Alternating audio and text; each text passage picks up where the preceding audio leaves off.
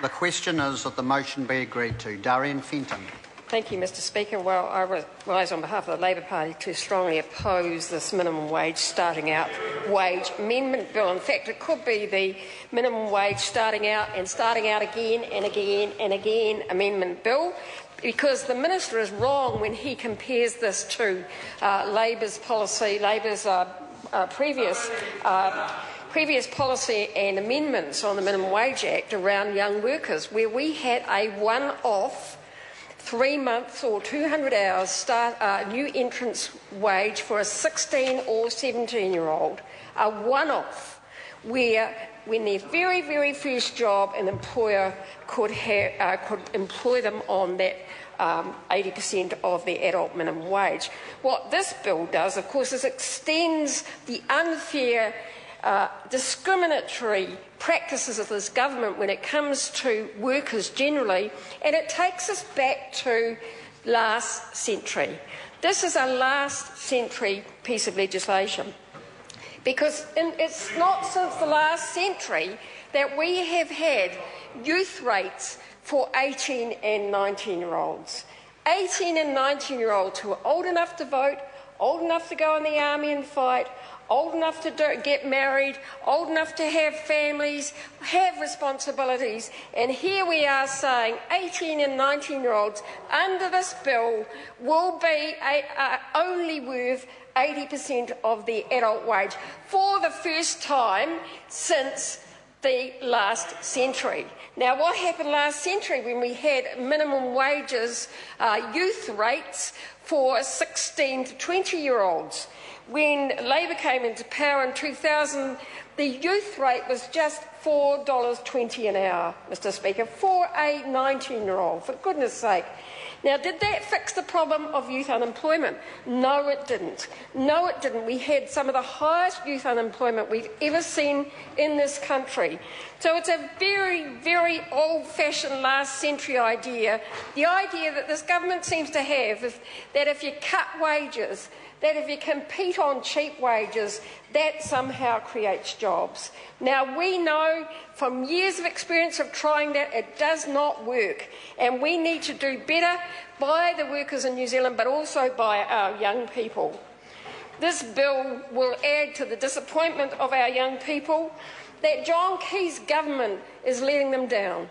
Is letting them down, his failure to give them hope, the numbers getting on the plane, the numbers already saving up their fare to Australia, because they know even if there is a minimum wage, a youth minimum wage in Australia, it's going to be higher than here.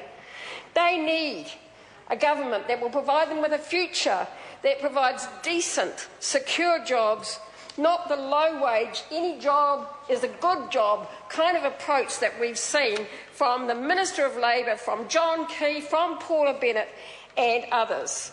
So it is a very backwards looking policy, Mr Speaker, and it gives one message to young workers. It says to them, you're not worth much. It says to them that this government does not believe in young people, it does not like young people, and in fact, we dislike you so much, we're going to give you a pay cut. There's going to be a pay cut. If you are 16 and 17, not only will you be on 80% of the minimum wage, $10.80 an hour once for your first 6 months of employment, but if you go to a new job, you're going to have to start all over again. That's why it's called the starting over and out kind of bill. Because, you know, and that's what happens. 16 and 17-year-olds, many work part-time jobs, they work casual jobs, they work, to supplement their study, and they don't actually have a permanent job that goes for 6 months. So every 6 months, or every time they start a new job, if they're working in the holidays, back they go, down the snakes and ladder, back down to the youth minimum wage. So they just feel like they're getting to be treated like an adult and respected for the work they do, and down they go the ladder, back to $10.80, over and over and over again. Now, and it's even worse in some ways, in many ways actually, for young people who have been on a benefit. 18 and 19-year-olds, as I said before, have not been on a youth rate since the 1990s. And it's so And we know that made no difference. But what the government's planning to do under this bill and under their policy is to say to 18 and 19-year-olds, if you've been on a benefit for 6 months, you're so hopeless, even though that benefit might be an invalid's benefit or a sickness benefit, you're so hopeless, you're going to get punished if you get a job by being on a youth rate for 6 months. You're so hopeless, you don't deserve to get paid an adult wage. What we will have is people going into the workforce who are 18 and 19, working alongside other 18 and 19-year-olds who are getting the adult rate.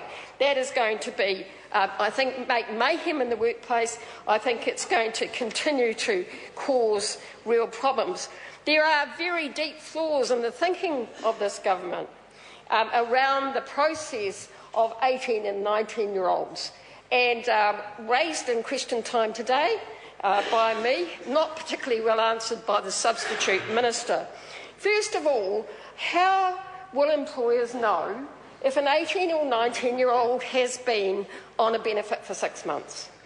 How are they going to know? Now, the minister said, oh, they'll have a conversation. Now, that just says to me he has no idea what it's like for a young worker going into a job interview and having a discussion, a so-called discussion with an employer about their job prospects.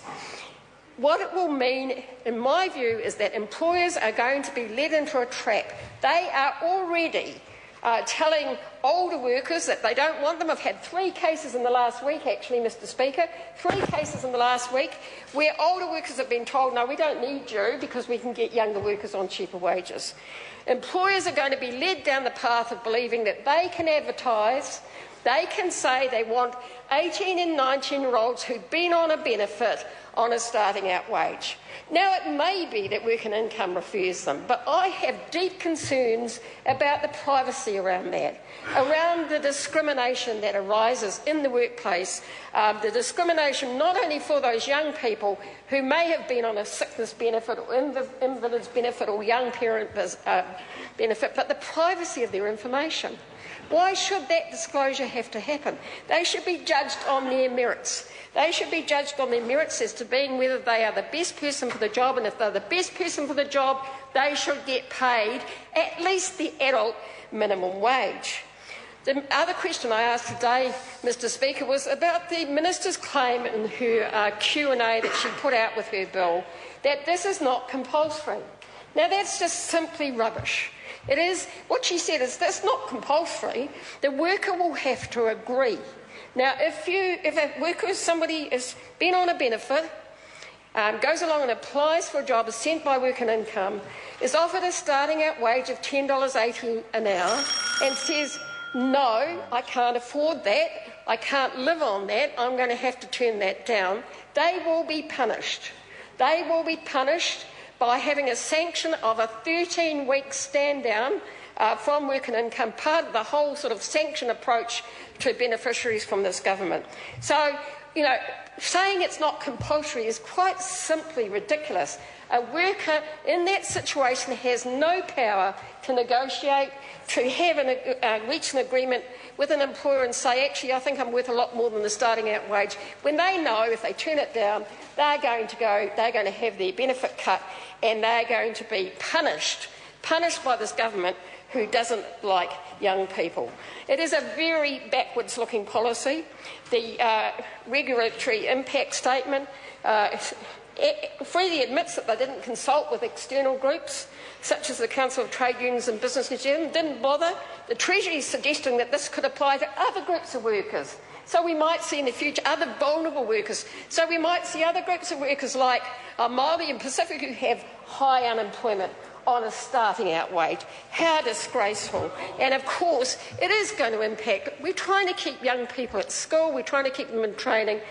What this does is discriminate against those who choose to study and make a bit of extra while they're studying, because it will impact on their incomes and make it more difficult for them to study. This bill is a disgrace. I call David Bennett. Thank you, Mr Speaker.